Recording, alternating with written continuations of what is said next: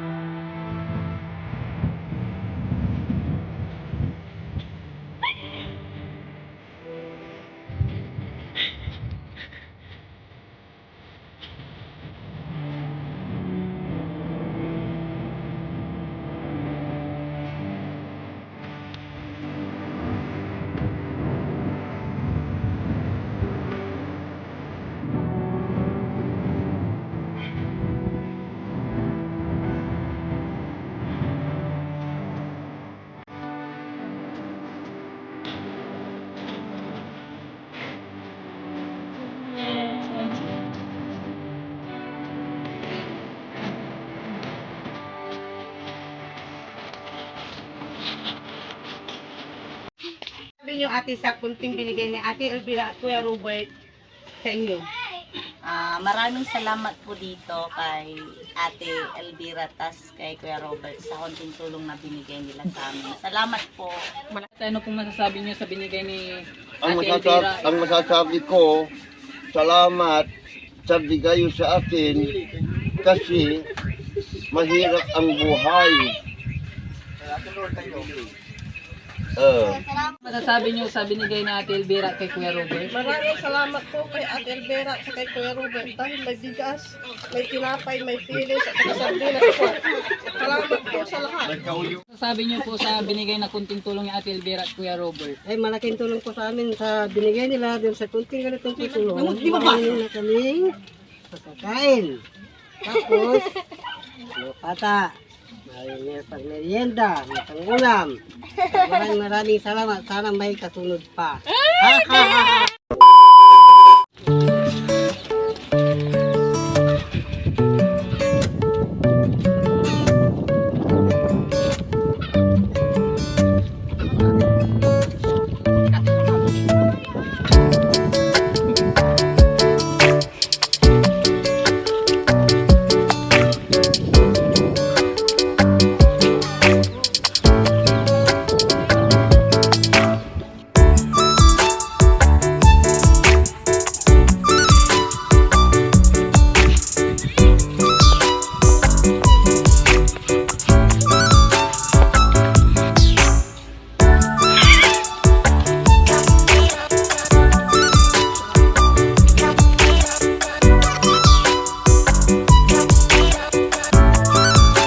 Tayo sa bahay ni Nanay Bihelda para ibigay yung kunting tulong na pinamigay ni Ate Elvira Kuya Robert. Ano po masasabi niyo, nanay? Ay, maraming salamat po sa kanila, Elvira, tas Robert. Sana marami pang blessing na dumating sa kanila.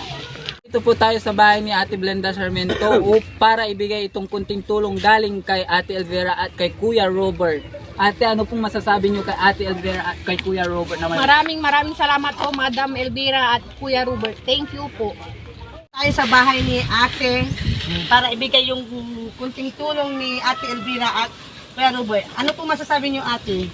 Maraming salamat. Thank you. Ano po masasabi niyo kay Ate Elvira at Maraming salamat po kay Ma'am Elvira at saka kay Sir Robert sa pinamahagi niyang tulong sa amin. kay nanay dahil isa siya sa nabigyan ng kunting tulong ni Ate Elvira kay Kuya Robert. Nanay, ano pong masasabi sa binigay nilang kunting tulong? Maraming salamat kay Elvira at Robert. Maraming salamat. Ano pong masasabi niyo kay Ate Elvira at kay Kuya Robert? Maraming salamat kay Elvira at lalo kay Robert sa itong binigay yung kunting tulong po sa amin. Maraming salamat. Kung masasabi niyo kay Kuya Robert at kay Ate Elvira na pinamigay nilang kunting tulong sa inyo? Maraming salamat po sa binigay niyong ayuda sa aming pamilya. Maraming salamat sa nagbigay ng kunting tulong kay Madam Elvira at kay Kuya Robert.